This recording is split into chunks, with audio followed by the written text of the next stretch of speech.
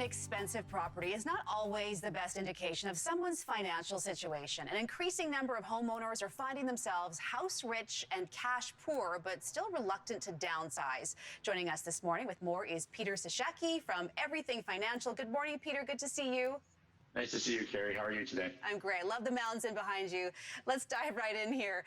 Winter's coming. It is coming, that's for sure. And a lot of people, may have purchased the home that they're in years ago, and it maybe increased in value, but maybe their cash flow hasn't increased at all. So what do you do if you have an expensive property, but you're still having trouble making ends meet? What are some of the options that people have?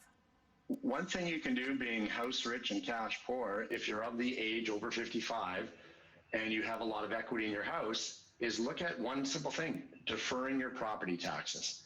Easy thing to do, and with property tax prices in different areas around the Lower Mainland, but they're steep in some areas, that could save you $500 a month to over $1,000 a month or more, depending where you are. And that's a great way to put cash in your pocket right away.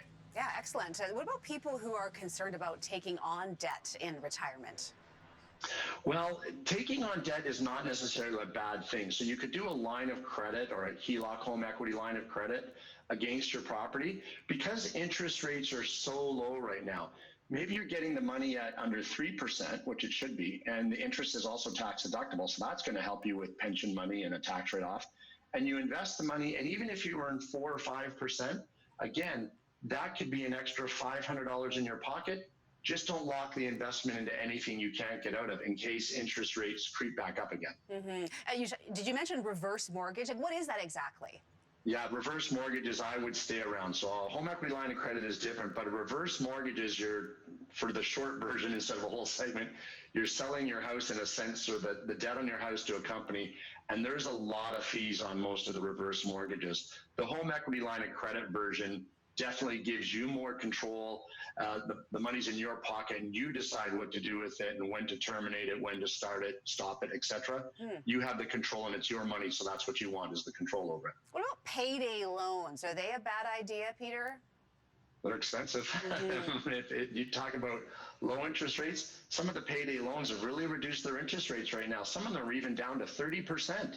That's so versus interest rates that are 2 or 3. You want to stay away from the payday loans, real excessive interest that you don't want to get stuck paying. Yeah, that is a lot of money. I imagine that this is something that adult children should really have a conversation with their parents just to see where they're at financially and to keep an eye on things.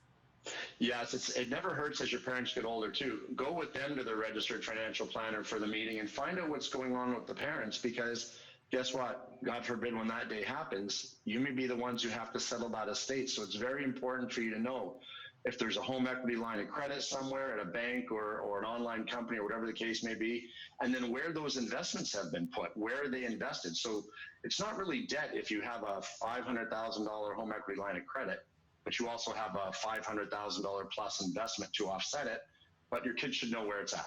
Absolutely. Really good information this morning. An awkward conversation to have, but an important one. But Peter, important for sure. Thanks for joining us this morning. Have a great day. Thanks, Terry. Have a great day.